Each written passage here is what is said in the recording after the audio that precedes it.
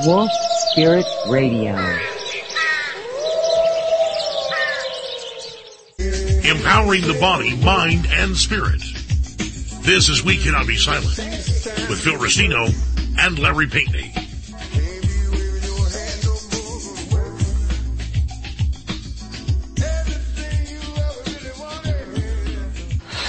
Well, hello everybody. Welcome to the February edition of We Cannot Be Silent. My name is Phil Restino, and I co-host the show with Larry Pinkney.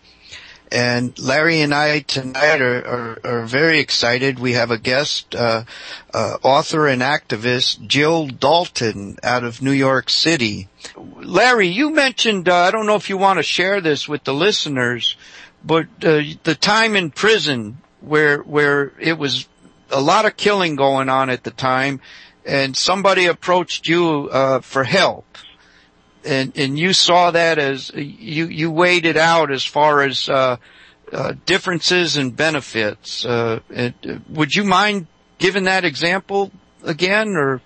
Well, let me give some background if I'm going to mention prison. Yeah. I spent 10 years, again, I repeat, I'm a veteran of the Black Panther Party. I spent 10 years in prison, and from prison I self-authored my case to the United Nations, which took many years, and remember, there was no internet, et cetera, et cetera. Wow. And the United Nations finally ruled in my favor. Mind you, both the American and Canadian governments ignored the ruling, even though it was carried all over the world. Now that I've given that background, yes. So during the time that I was in prison, one of the many things that happened was I was approached by a member. In fact, he was one of the leaders of the neo-Nazis. And I don't know what people know about prisons, but prisons are I call them U.S. gulags, because that's what they are. They're barbaric and sadistic, and everything you can possibly imagine goes on in those prisons every single day. U.S., that's what we're, the United States, and the West in general. All right, now, having said that, this young man, neo-Nazi, approached me, which in and of itself was very unusual, and asked for help. I was known as a so-called jailhouse lawyer, among other things, names that I cannot use on the air that the prison official called me. But in essence, he had been charged with an offense in prison, and this happens all the time, and when that happens, your sentence can be extended. In other words, you don't get released on your release date. So it can mean really more prison time, all right? And he said, could I help him? Would I? And I said, I will do this. Now, there were different, what shall we call them? Groups, I think is the word I'll use. There was the so-called Black Guerrilla Front, nothing to do with the Black Panther Party, so don't get confused. Black Guerrilla Front, Mexican Mafia, Aryan Brotherhood, et cetera, et cetera, et cetera. And these groups literally killed each other. Literally. I'm not speaking in figurative terms. And the prison authorities loved it. Think about it. They loved it. That way we kill each other. If people were just killing each other, they'd get danger pay, meaning the guards, okay? Plus, they'd be killing, they'd make sure that people were wiping each other out, keeping people disunited. So, blacks and Chicanos came up to me and said, Larry, you're not going to help this guy, are you? You're not going to help him. I mean, he's a damn AB. He's AB, Aryan Brotherhood. And I said, you're damn right I'm going to help him. And they looked at me. I said, don't you get it? Don't you get it? Think about it. We're killing each other. Think about it. Whose benefit is that serving? Whose benefit? And I will say this, they all did respect me. They didn't agree with me, but they respected me because they knew I was a veteran of the Black Panther Party. All right? Mm-hmm. So I went to what was called Warden's Court. And in Warden's Court, this was in a California prison, Warden's Court, you could, a prisoner could defend another prisoner. And that's what I did. I defended the guy, and we won. To everybody's shock, we won because I called witnesses, including guards, and played them off against each other. You know how they do with us? Well, that's what I did with them. And we won. It was so obvious that the charge was bogus against this guy. All right? So what did they do? They, meaning the prison warden and his henchmen. They threw me in solitary confinement, which I'd been in before. Okay, but that was a very big mistake on their part, because what happened? For the first time in many, many years in California history, the killing stopped in the prison, and all attention was focused on how dare you put that man in solitary confinement. So you had whites, blacks, browns, Asians, Native people, all these brothers coming together. The prison authorities were in shock. How did the news get out? How did the news get out of the prison?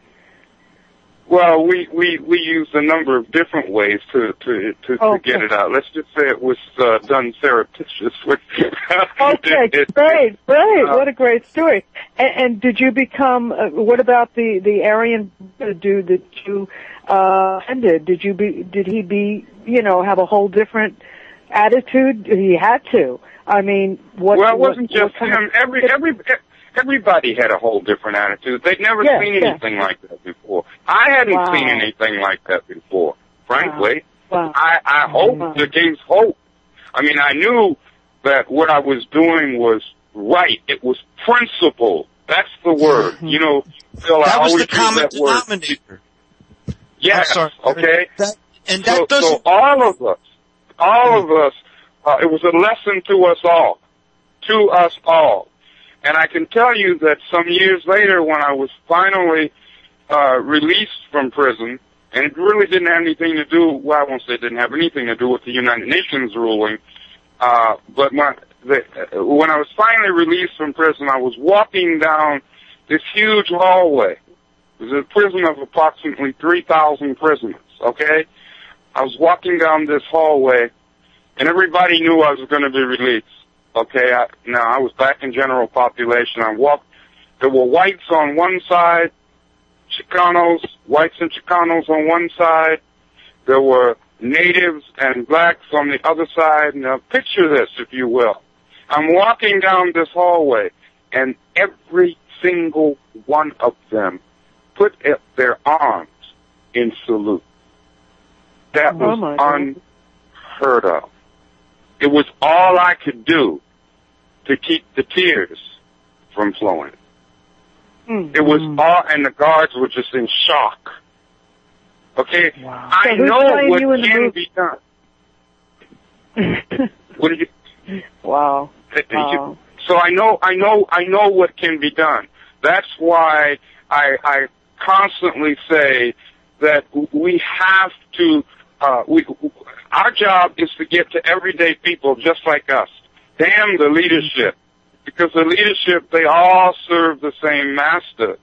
You know, yes. That's our job. And if I could do that, and it was not just me, I don't like this I crap. If we could do that, if we could do it in that kind of situation, you know we can do it out here. Absolutely. You know, and Larry, you know what it says to me? Because you came from a place of truth and, and you're in righteousness, really, and that's what we're on our side, because I honestly feel deep in my heart, if we try to get violent, and I'm sure people will, whatever, that's what they want, and then they can gun us down or whatever, but we have truth on our side, and I believe if we stick to that, and change the narrative, which is what we've been talking about, because right now they run the narrative. But if we can come from this place of, speaking our truth to power and come together as a people, as opposed, because it is the oldest trick in the book with the, right versus left. I call it right versus wrong. I don't care about, right and left, Republican and Democrat. It's right or wrong as far as I can see. And that's the thing. If we can come together like that, I mean, your story is so beautiful. I mean, that is, it's poetic. It's what we call the power of the people. In the party, we call that the power. That's the true power of the people. Yes, that's right. The power of the people. One thing, though, I did want to interject. That was coming together around a principle. The principle was important more than the differences.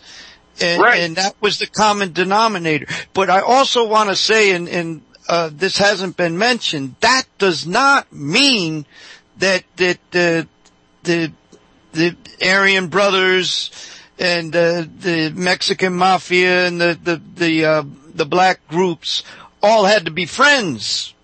Oh no, of course not. See what I mean? No. And I think this is part of what keeps us divided out here, with this Republican, Democrat, liberal, conservative, left, right, is I think a lot of people were programmed like, if I work together with this fella around this issue, does that mean I'm going to have to give up my position on all these other things? Does that mean I'm going to have to be friends with this person? No!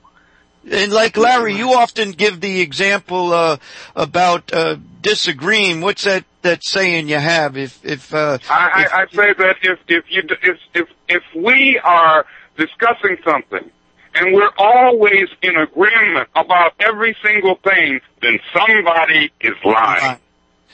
Right. And we don't want liars. We want critically thinking people. It's just that when we do disagree, let's do it in such a way that it cannot be exploited and used against us. That's all.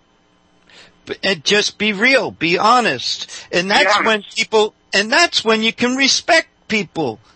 Right. When you allow them to when you're not selling yourself out and they're not selling themselves out either. And that when we can be real and keep our own identity, then I think we're free to work together. When we can realize we don't have to give that up. And there's a saying that you agree to disagree. That's okay. People are going to disagree. That's what we're supposed to do. Otherwise, what are we? We're a bunch of zombies. That's what makes us human. Kathy in Florida calling in, and I'm sitting here with. Hi, Larry. Hi, Phil, and hi, Jill.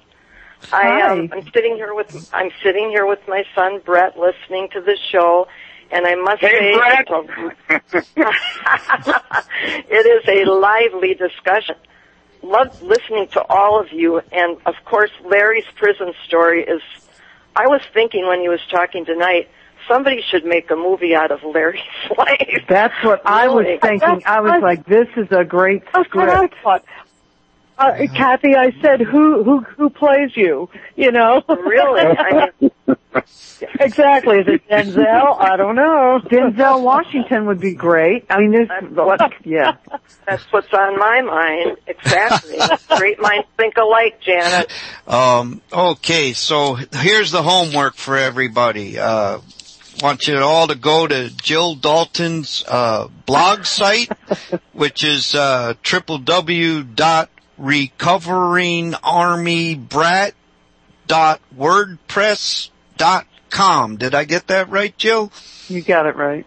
Okay, www.recoveringarmybrat.wordpress.com.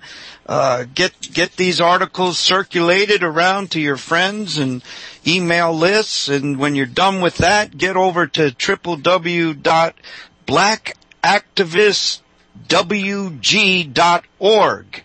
Again, that's www.blackactivistwg.org, where you'll find Larry Pinkney's work. And get it circulated. Pass it on. And last but certainly not least is Dave Corso and wolfspiritradio.com. Dave is the one who's been providing us all these programs. And again, it's listener supported, so there is a donate button on wolfspiritradio.com. And if you want to continue to be the change you want to see and be part of this new media and speak truth to power, click that donate button and give what you can. And you might also want to look at the schedule at wolfspiritradio.com, where there's all kinds of other programs on the network.